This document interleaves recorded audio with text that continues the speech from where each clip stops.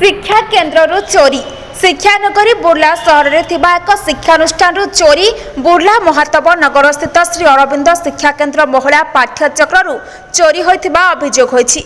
चोर एक गैती साहाय्य ऑफिस कबाट ताला भांगी ऑफिस भीतर को पशि चोरी ऑफिस अनेक सामग्री यथा cutter machine welding machine gas cylinder ठूँ आरंभ कर बहु मूल्यवान कागजपत्र चोरी कर अभियोग होती।